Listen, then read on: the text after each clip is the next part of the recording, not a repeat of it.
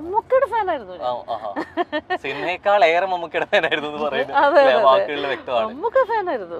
അപ്പോൾ അത് കഴിഞ്ഞിട്ട് കോട്ടയം കുഞ്ഞച്ചൻ ചെയ്തു, കാർണിവൽ ചെയ്തു. അപ്പോഴൊക്കെ നല്ല ടേംസ് ആണ്.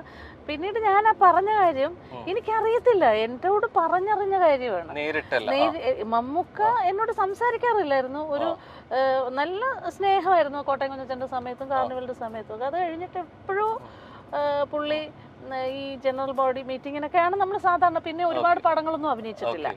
അപ്പൊ എവിടെ വെച്ച് കണ്ടു കഴിഞ്ഞാലും നമ്മൾ അങ്ങോട്ട് മമ്മൂക്കയോടുള്ള ഇഷ്ടം കൊണ്ട് അങ്ങോട്ട് ചെന്ന് ഹായ് ഗുഡ് മോർണിംഗ് മമ്മൂക്ക, ആ ഗുഡ് മോർണിംഗ് പറയും. അപ്പൊ ഒരു എന്തോ ഒരു അകൽച്ച, ഒരു ഇഷ്ടക്കേട് പോലെ തോന്നിയിട്ടുണ്ട് എനിക്ക്. മറുപടി എന്നുള്ള രീതിയിലേക്ക് അങ്ങനെ വരുന്നില്ല. ഒരു കുശലാന്വേഷണവും പുള്ളി നടത്താറില്ല. സാധാരണ രീതിയിൽ അത്ര മുമ്പ് അഭിനയിച്ച സാധാരണ സംസാരിക്കുന്ന ഒരാളല്ലേ, നന്നായി സംസാരിക്കുന്നു. കോട്ടയം കുഞ്ഞച്ചന്റെ സമയത്തും കാർണിവലിന്റെ സമയത്തും ഒക്കെ നന്നായി. പിന്നെ ആ സമയം കഴിഞ്ഞ പെട്ടെന്ന് തന്നെ എന്റെ ഒരു മാരേജ് ഒക്കെ കഴിഞ്ഞല്ലോ ആ സമയത്ത്. പിന്നെ ഞാൻ കാണുന്നത് പുള്ളിയെ ഞങ്ങൾ രണ്ടുപേരും കൂടെ അമരത്തിന്റെ ലൊക്കേഷനിൽ ആലപ്പുഴയിൽ, ഞാനും സുരേഷ് കല്യാണം കഴിഞ്ഞ സമയത്ത് തന്നെ. അപ്പൊ പുള്ളി എന്താണ് രണ്ടുപേരും കൂടെ അത്ര മാത്രമേ സംസാരിച്ചിട്ടുള്ളൂ. പിന്നെ കൂടുതലൊന്നും പുള്ളി സംസാരിക്കുന്നുണ്ട്. അല്ല, അതൊന്നും എനിക്ക് തോന്നിയില്ല, അന്നൊന്നും തോന്നിയില്ല. പിന്നെ അപ്പോൾ അത് കഴിഞ്ഞ് ഞാനത് ആ ഇന്റർവ്യൂവിൽ വ്യക്തമായിട്ട് പറഞ്ഞിട്ടുണ്ടായിരുന്നു.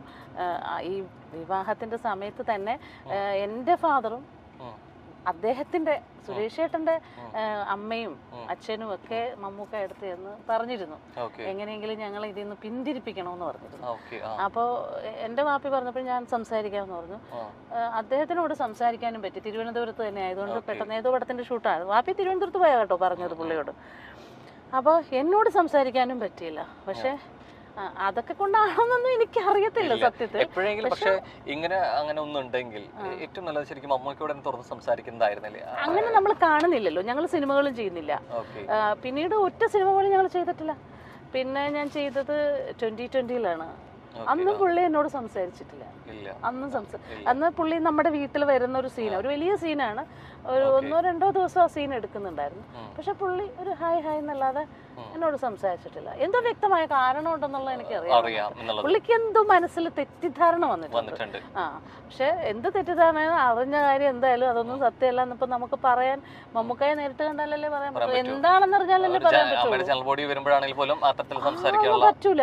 പിന്നെ 2-3 പ്രാവശ്യം കണ്ടു, വേണ്ടി ഇങ്ങനെ ഹായ് ഹായ് പറഞ്ഞു, സംസാരിച്ചു, ഹലോ ഗുഡ് മോർണിംഗ് എന്ന് പറഞ്ഞു. ഫംഗ്ഷനും കണ്ടിട്ടുണ്ട്. അപ്പോഴും ഒക്കെ നമ്മൾ അങ്ങോട്ട് ചെന്ന് ഗുഡ് മോർണിംഗ് പറയും. അപ്പൊ പുള്ളി വലിയ നമുക്ക് മനസ്സിലാവുമല്ലോ, നമ്മളോടൊരു സംസാരിക്കാൻ ഇഷ്ടമുള്ള ഒരു ആറ്റിറ്റ്യൂഡ് നമുക്ക് മനസ്സിലാവുമല്ലോ.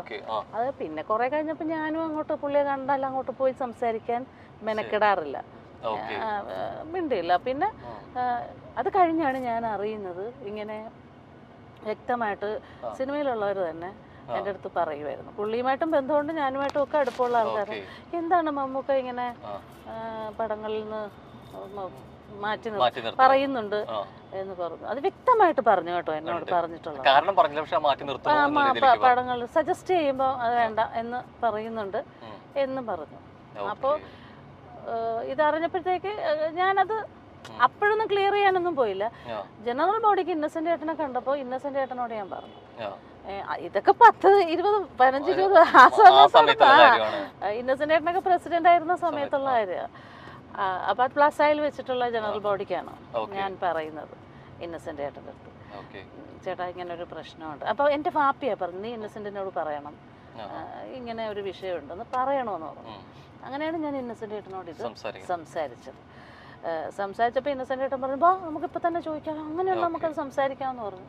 ഞാൻ പറഞ്ഞു വേണ്ട, അതൊന്നും വേണ്ട ഇന്നസെന്റ് ഏട്ടാ.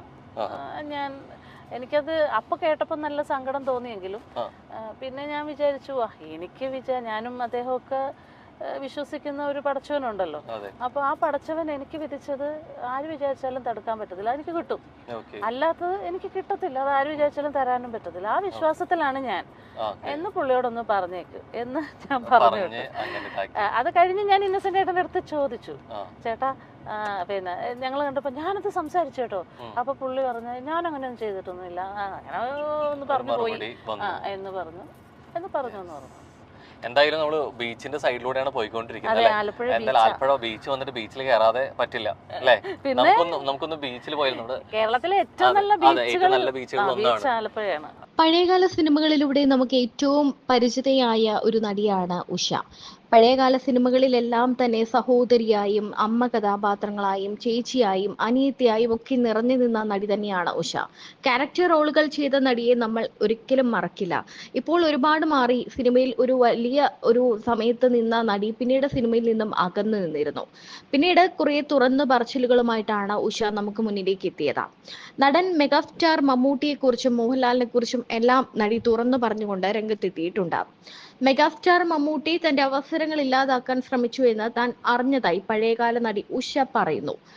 എന്നോട് ഫിക്സ് ചെയ്ത പടമാണ് നമ്മുടെ ഡയറക്ടർ മാർത്താണ്ഡൻ, ദൈവത്തിന്റെ സ്വന്തം ക്ലീറ്റസ്. അതിനകത്ത് ഒരു കഥാപാത്രം എന്നോട് പറഞ്ഞതനുസരിച്ച് ആ കഥാപാത്രം ഞാനല്ല ചെയ്തത്. അത് കാണുമ്പോൾ എനിക്ക് ഭയങ്കര വിഷമം തോന്നി.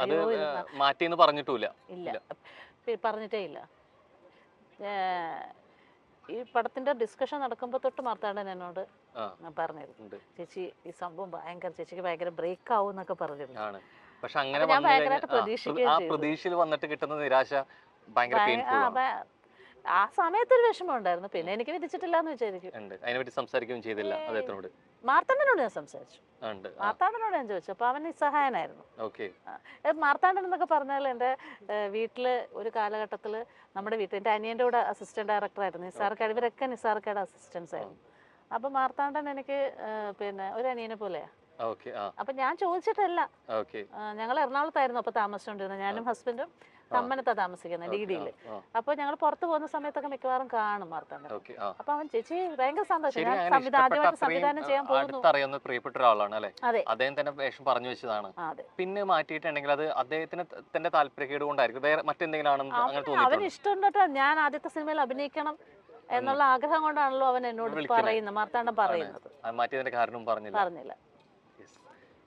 ചെയ്യാത്ത തെറ്റുകളുടെ പേരിൽ സിനിമയിൽ മാറ്റി നിർത്തലുകൾക്ക് വിധേയമായിട്ടുണ്ട്.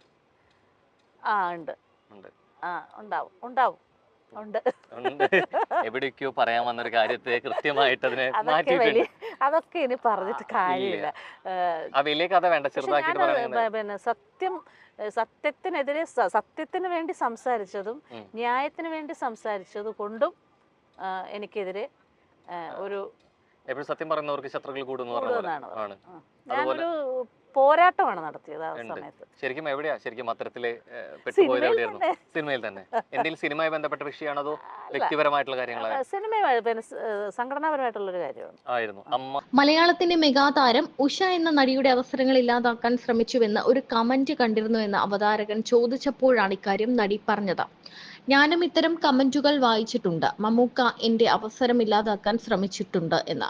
എനിക്ക് മനസ്സിലായില്ല എന്താണ് അങ്ങനെ പറഞ്ഞതെന്ന്. അങ്ങനെ ചില ചിത്രങ്ങളിൽ നിന്ന് എന്നെ ഒഴിവാക്കിയിട്ടുണ്ടെന്ന് ഞാൻ അറിഞ്ഞിട്ടുണ്ട്. ആദ്യം നല്ല വിഷമം തോന്നി. അന്നത്തെ അമ്മയുടെ പ്രസിഡന്റ് ഇന്നസെന്റ് ചേട്ടനോട് ഞാനത് സൂചിപ്പിച്ചിരുന്നു.